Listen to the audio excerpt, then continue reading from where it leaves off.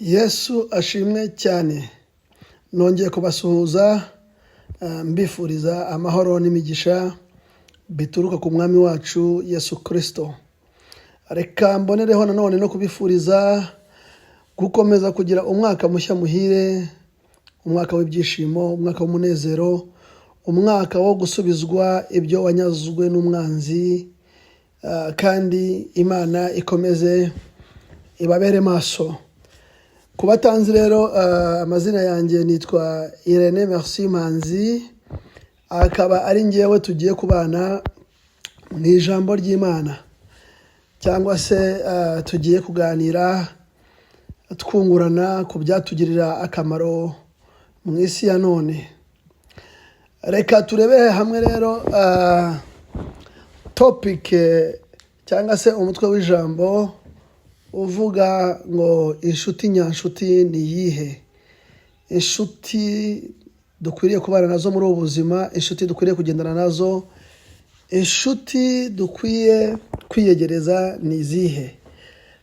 Mu buzima tugeze muri iyi si twahuye n'abantu benshi batandukanye, bamwe muri bo bahindutse abo twita inshuti.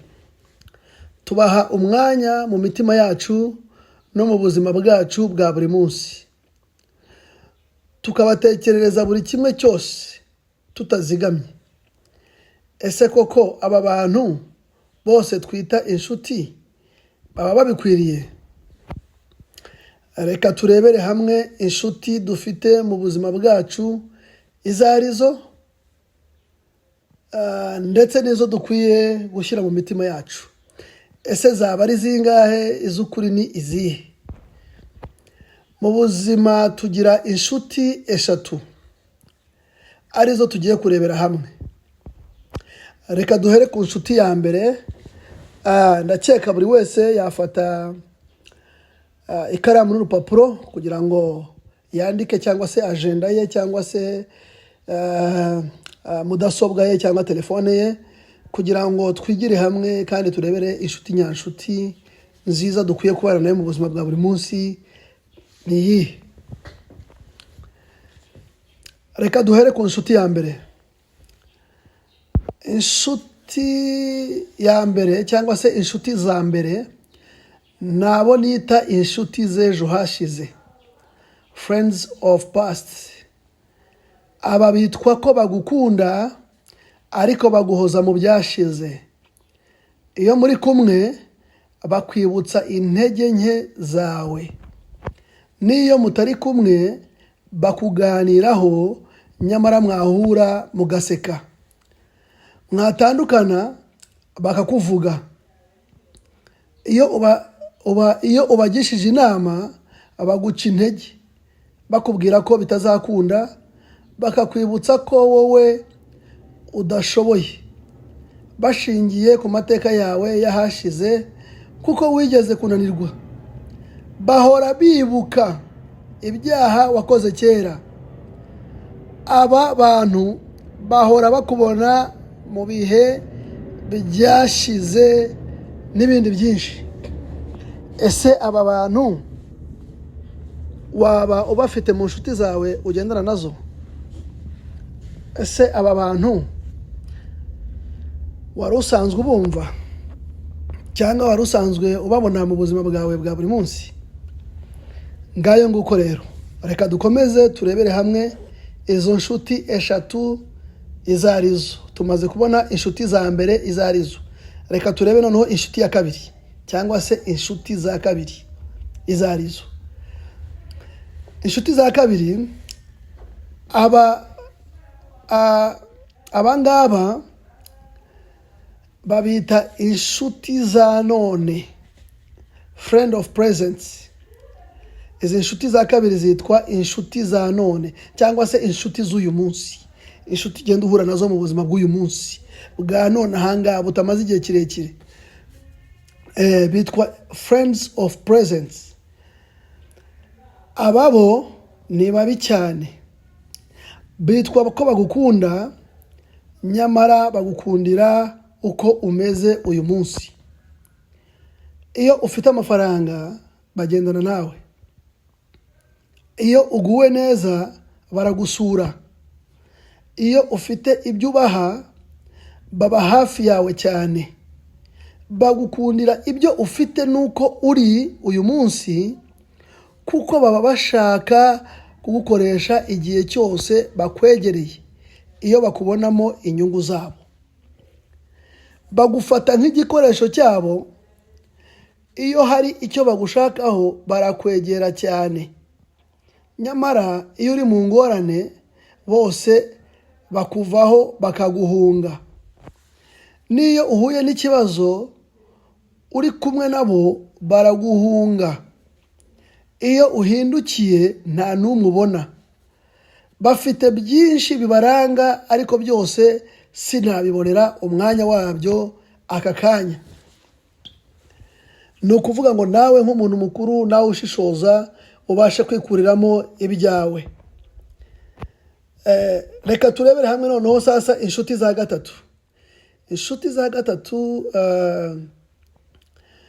ni inshuti z'ejo hazaza. Friend of future. Friends of future. Aba ni abantu batekereza uwo uzaba we ejo hazaza. Ni abantu batekereza uwo uzaba we ejo hazaza. Iyo uri mu ntege nkeya bagufasha kuzivamo. Iyo wasitaye bagufasha kuguhagurutsa. Bakora ibishoboka byose kugira ngo amateka yawe ataguca intege. Bakugira inama zikubaka. Ntibagukundishwa n'ibyo ufite. Niyo ntacyo ufite baragusanga. Banezezwa no kubona cyangwa se banezezwa no kubana nawe mu bihe byose bigukomereye cyangwa mu bihe byiza. Ni ukuvuga ngo ntibakangwa n'imihindagurikire y'ubuzima bwawe cyangwa se y'ikirere. Muri ibyo bihe byombi babana nawe.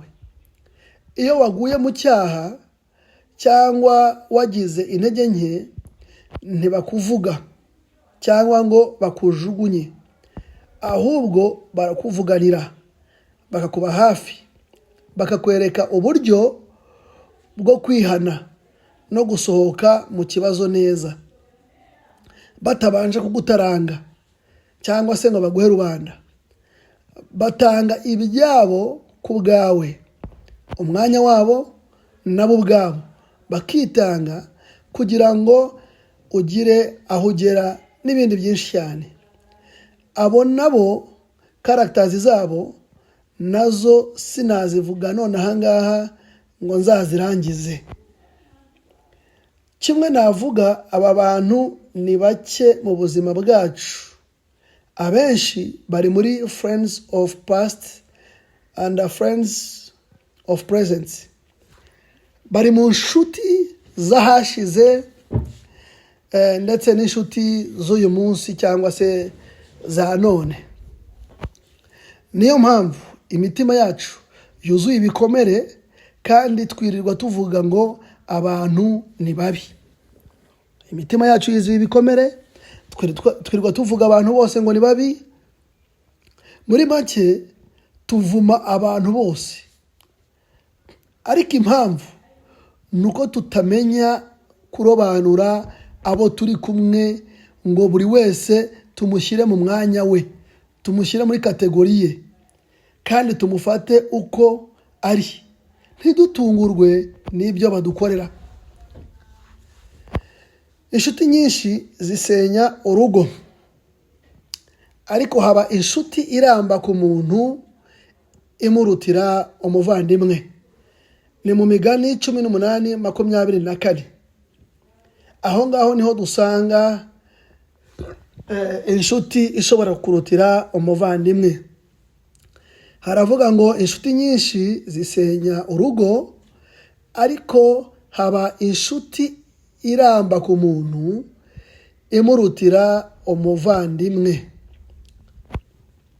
Urugero, reka turebere hamwe urugero cyangwa se ingero zitandukanye kugira ngo tubashe kumenya inshuti nyanshuti iyo ari yo. Yosefu yahuye na Farawo, amateka ye arahinduka. Eliya yahuye n'umupfakazi ku irembo aramutunga. Umuhanuzi Eliya murabyibuka ahura n'umupfakazi ku irembo iwe, inzara yamwishe adafite icyarya, maze uwo mupfakazi aramutunga. Dawidi yahuye na Yonatani amukiza urupfu.